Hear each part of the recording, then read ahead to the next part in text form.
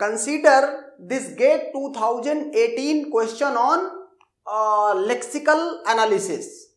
Okay, इस question में means information क्या गिवन है, a lexical analyser uses the following patterns to recognise 3 tokens T1, T2, T3 over alphabet ABC। 3 token given है T1, T2, T3 और उनके respective pattern ये given है। Okay, pattern ये गिवन है। एग्जाम में सिर्फ इतना आया था। ओके, लेकिन इसको और ठीक से लिखने के लिए नीचे इंफॉर्मेशन दी थी। Note that X question mark means 0 और 1 occurrence of the symbol X। Okay, तो ए क्वेश्चन मार्क का मतलब है A प्लस एप्सिलॉन। 0 यहां से हो जाएगा अकरेंस A का और 1 अकरेंस यहां से हो गया। बाकी ये B और C का स्टार है तो ये और को आप B प्लस C का होल स्टार ऐसे भी लिख सकते हो। B प्लस C का स्टार का मतलब any combination of B and C, B और C इंक्लूडिंग एप्सिलॉन, और लास्ट में A है तो वो A लिख दिया गया। सिमिलरली क्वेश्चन में ये गिवन था, मैंने इसको सिंप्लीफाई करके ये लिख दिया। ये गिवन था बिल्कुल फर्स्ट की तरह, इसको सिंप्लीफाई करके ये लिख दिया गया। क्वेश्चन में और बोला गया है, note also that the analyser outputs the token that matches longest possible prefix. अगर ये ना भी बोलता ये इंफॉर्मेशन तो भी टोकन फाइंडिंग के केस में हमको पता है कि लॉन्गेस्ट पॉसिबल प्रीफिक्स हम हमेशा सेलेक्ट करते हैं। ओके, कहता है इफ द स्ट्रिंग ये is processed by the analyser which one of the following is the sequence of tokens it output. Okay, it outputs. तो अब इस स्ट्रिंग को अब क्या बोलने जा रहे हैं, कॉन्सेप्ट है हमारे पास एक लेक्सिकल एनालाइजर है, मतलब डीएफए है। डीएफए किन चीजों को पॉइंट दिमाग में रख के बनाया गया है, इन तीनों पैटर्न्स को क्या कर दिया गया है, पहले इंडिविजुअल और डीएफएज में कन्वर्ट किया गया है, फिर तीनों को मिला के एक ओवरऑल डीएफए बना दिया गया है। ओके, और इस डीएफए में इस इनपुट स्ट्रिंग को क्या किया जा रहा है, पास किया जा रहा है। एक तरफ से from the very beginning left to right scanning होगी, एक एक कैरेक्टर को पढ़ता जाएगा, और अगर जहां तक एक स्ट्रिंग सब स्ट्रिंग उस डीएफए में एक्सेप्ट हो जा रही है उसके रिस्पेक्टिव एक टोकन जनरेट हो जाए। सिंपल सा क्वेश्चन। ओके, लेकिन अब आप इसको अगर इसका डीएफए बना रहे हो तो ये तो बहुत ही टफ हो जाएगा। हम क्वेश्चन में ऑप्शन के एलिमिनेशन मेथड से इसको सॉल्व करेंगे। कैसे देखते हैं।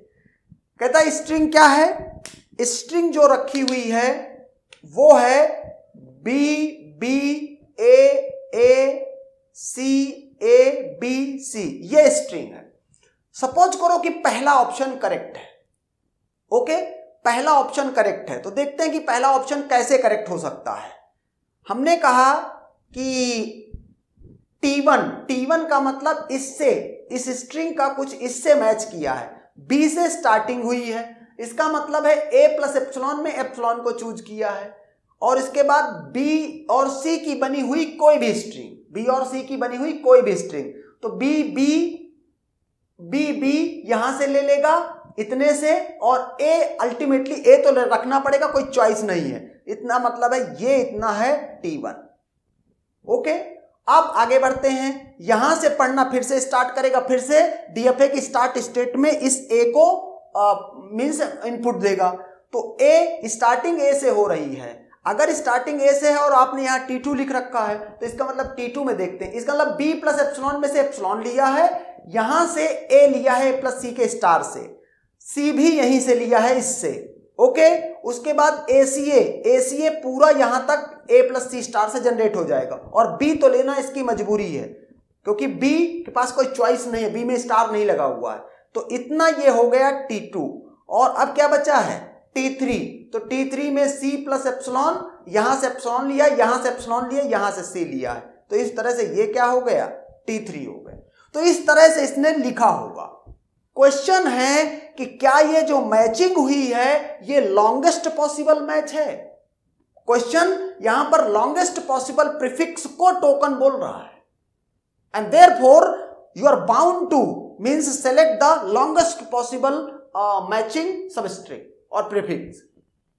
ओके, तो अब हम क्या करते हैं, ये ऑप्शन हमने भी सिर्फ मैच कराया, अब इनको काउंटर करने की कोशिश करते हैं। तो यहां T1 की फिर से स्टार्टिंग है, तो मैं T1 को अगर ये दूसरा वाला T1 देखो, यहां पर पहला तो T1 है तो T1 ही है, ये दूसरा T1 है, तो इसका मतलब है T1 है तो इसकी स्टार्टिंग किससे हुई है, A से इसकी स्टार्टिंग हुई है। अगर मैं दूसरे को देखूं अब, ओके, यहां पर पहले ऑप्शन में T1 T2 इतने को बोला था, अब यहां से स्टार्टिंग हो रही है T1 की, तो A यहां से ले लेगा, C यहां से ले लिया और इसके बाद A ले लिया, तो यहां से इतना ही ले पा रहा है अगर T1 इसको बोल रहे हैं तो ACA।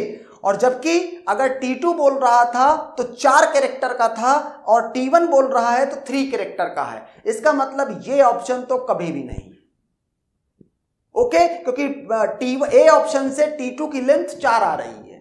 तो अब अगले को देखते हैं, यहां पर पहला ही जो सिलेक्शन हो रहा है उसको क्या बोल रहा है, T2 बोल रहा है। T2 से देखते हैं कितना सिलेक्ट हो रहा है, B यहां पर क्या हुआ है, B इसको सेलेक्ट किया है, T2 के बाद मीन्स B के बाद अगेन B है, इसमें दूसरा B यहां पर सीधे आ जाता है, क्योंकि यहां पर कोई B है नहीं, तो एक B यहां पर एक B यहां पर, इसको लेगा। तो अल्टीमेटली अगर T2 बोलता है तो सिर्फ 2 लेंथ की स्ट्रिंग लेके इसको हटना पड़ जाएगा, और T1 ने ही 3 लेंथ की लिया है, इसका मतलब ये ऑप्शन भी नहीं हो सकता है, लेंथ लॉन्गेस्ट नहीं है, लॉन्गेस्ट प्रीफिक्स नहीं है। अब हम डीप ऑप्शन पे चलते हैं, T3 को देखते हैं।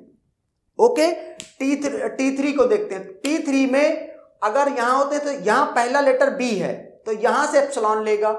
अब यहां से B और A की एनी स्ट्रिंग, तो B B A A, यहां पर 4 लेंथ की स्ट्रिंग बिगिनिंग में ही मिल रही है, और ये लॉन्गेस्ट मैचिंग प्रीफिक्स का rule from the very beginning start होगा। मीन्स अगर बिगिनिंग से लेंथ, जब इसको लिया था तो 3 लेंथ मिली थी, ओके, और जब इसको लिया था तो 2 लेंथ मिली थी, जब लेकिन D को ले रहे हैं तो 4 लेंथ मिल रही है। इसका मतलब ये ABC ये तीनों गलत थे, सिर्फ D करेक्ट है। आगे आप वैसे मैच करा सकते हैं। इसके बाद क्या है, यहां पर